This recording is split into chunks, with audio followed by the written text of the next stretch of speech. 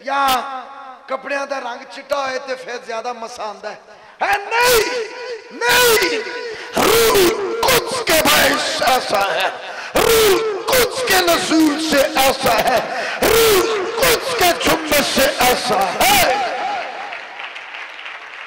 Hallelujah hallelujah. भूलना नहीं है हमारा बदन किसका मकदस है? रूह कुद्स का मकदस है। आमीन। लिखा क्या तुम नहीं जानते कि तुम्हारा बदन, हाँ, रूह कुद्स का मकदस। हमारी जिंदगियों से, हमारे छूने से, हमारे मिलने से, हमारी गुफ्तगू से रूह कुद्स जो है वो आखिरी शख्स तक छुए उसे। आमीन। ये रूह कुद्स के बगैर मुमकिन नहीं है। सो रूह कुद्स की मुनादी इंतहाई जरूरी है। ये हमें इस लायक बनाता है। अगर ये रह गया हमारी जिंदगी में तो हमारी जिंदगी में कमी रह जाएगी। यीशु मसीह नहीं चाहता कि हमारी जिंदगी में इसके बारे में कमी रह जाए। आप जरा सोचें, यीशु मसीह को इसकी जरूरत थी। यीशु मसीह पर यह नाज़िल हुआ, हुआ कि नहीं हुआ? पैदाइश के वक्त कौन था? रूह कुद्स। ओके। और डेडिकेशन के वक्त, बैप्टिज्म के बाद जब डेडिकेशन हुई तो उस वक्त क्या था? रूह कुद्स। ठीक है। फिर ईमान 10:38 में क्या लिखा है कि खुदा ने यीशु नासरी को मसा किया। ओके। और वो रूह कुद्स की अनॉइंटिंग में बीमारों को शिफा देता और उनको जो इब्लीस के हाथों जुल्म उठाते थे उनको शिफा देता फिरा, उनको रिहाई देता फिरा। आमीन। मत समझे कि सिर्फ पढ़कर, इल्म झाड़कर हम कामयाब खादम, कामयाब मुनाद हो सकते हैं। अगर रूह कुद्स की कुदरत और पाक रूह का दरिया, रूह कुद्स का चश्मा, रूह कुद्स की शुआएं, उसकी रेज़िस और उसकी नदियां आपकी जिंदगी से ना बहे तो फिर बहुत शर्मनाक बात है। मैंने आपकी खिदमत में यह देखा है, जब बड़े बड़े वहां मौजज़े हुए, खुदा की कुदरत शरीयन जाहिर हुई और दूर दूर तक बड़े मुस्लिम इकट्ठे ऐसे खड़े होकर वो टिकटिकी बांध कर देख रहे थे कि ये क्या हो रहा है, मौजज़े जलाली काम। तो एक शख्स ने कहा, हमने आपकी खिदमत में ये देखा है, पहले आप यीशु मसीह दिखाते हैं, पहले आप यीशु मसीह दिखाते हैं कि ऐ रे यीशु, ऐ देख लो।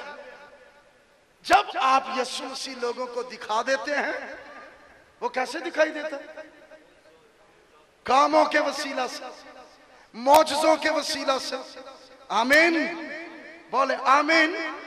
फिर उसने कहा, पहले आप यीशु दिखाकर लोगों को, फिर आप यीशु मसीह के बारे में जब मुनादी करते हैं तो फिर दुनिया दौड़ती हुई यीशु की तरफ आती है, यीशु को सिजदा करती है, यीशु को कबूल करती है। हालेलुया। बोले हालेलुया हालेलुया हालेलुया। आमीन। हालेलुया।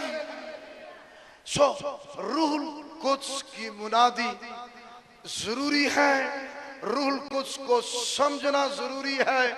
यहां मैंने ये आयत पढ़ी थी, यूहन्ना की इंजील उसके 14वें बाब की 16वीं आयत में। यहां यीशु ने कहा, और मैं बाप से दरख्वास्त करूंगा तो वो तुम्हें दूसरा मददगार बख्शेगा। हालेलुया। वो दूसरा मददगार बख्शेगा जितने मज़ाहिब इस दुनिया में, जितने मज़ाहिब हैं, और उन सब मज़ाहिब के जितने भी कायद थे, लीडर थे, वो इस दुनिया में जाने से पहले कभी भी अपने ईमान लाने वालों या हवारियों को ऐसी बात नहीं कही है कि हम जा रहे हैं और आपको मैं अपनी जगह कोई दूसरा मददगार बख्शूंगा। ये सिर्फ यीशु है, यीशु मसीह, जिसने जमीनी खिदमत की तकमील की। जिस मकसद के लिए वो आया, वो सारी कौमों, कबीलों, उम्मतों, नस्लों के लिए आया है। इसीलिए मेरी इबादत में, जिन कन्वेंशन में मैं जाता हूं, मुस्लिम शिफा पाते हैं। वो क्यों पाते हैं? वो क्यों पाते हैं? क्योंकि यीशु उनके लिए भी है, यीशु मुस्लिम के लिए नहीं है। पिछले संडे यहां एक बहन, हमारी एक बहन बुरका पोश थी, वो आना मुस्लिम मोहम्मद बाबर की मिसेस और रसौलिया थी। तो अब अल्लाह का शुक्र है कि मैं अपने आप को सेफ महसूस कर रही हूँ। Praise God, praise God, praise God. Mohammad Babar की मिसेस। हाँ जी जी। अच्छा अच्छा अच्छा। मैं अपने आप को ठीक महसूस कर रही हूँ।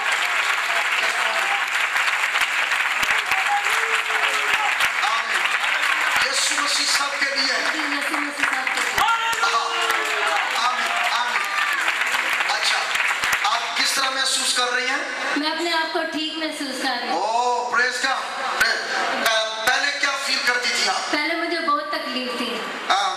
आज मैं अपने आप को ठीक। रसौली की वजह से? हाँ जी। और हेपेटाइटिस सी भी था। तो ये दोनों मर्ज थी। अच्छा। हाँ जी। अच्छा, जब आप आई थी उस वक्त भी प्रॉब्लम था? हाँ जी, बहुत तकलीफ थी मुझे। अच्छा, क्या दर्द था?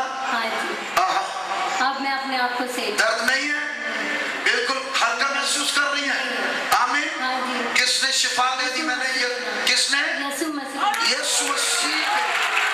यीशु मसीह के नाम से अपनी बहन को महफूज करता हूँ, और इस मौत से को यीशु मसीह के नाम और यीशु के जलाल के लिए कायम कर देता हूँ।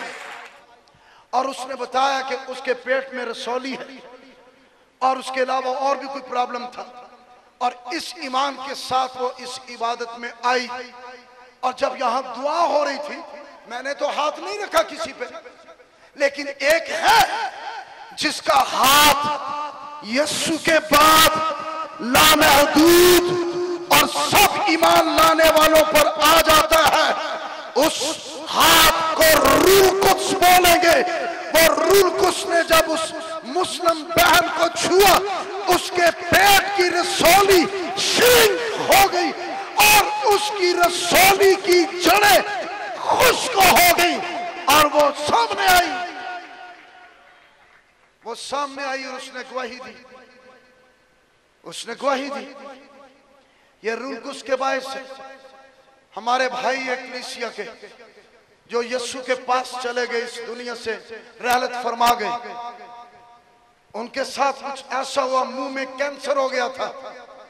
हमें दुआ के लिए जब बुलाया गया, हमने यीशु के नाम से उस कैंसर की जड़ों को भस्म किया, रूह कुद्स की आग के साथ। नेक्स्ट डे जब वो डॉक्टर के पास चेकअप करवाने के लिए गए, उनकी गवाही यहां हुई थी। किसी को नाम याद हो? यूनुस भट्टी, उनकी गवाही आज भी जिंदा है। आमीन। क्योंकि मसीह के गवाहों की गवाही हमेशा जिंदा होती है। हालेलुया। उन्होंने यहां गवाही दी थी, और जब दुआ की गई तो रूह कुद्स की कुदरत से उनके मुंह का कैंसर वहीं पर जल गया। उसकी जड़ें जो फैल रही थी वो खुश्क हो गई, और फिर वो गिल्टी जो डॉक्टर्स ने निकाली, और उन्होंने कहा कि कैंसर तो कैंसल हो गया है। कैंसर नहीं है,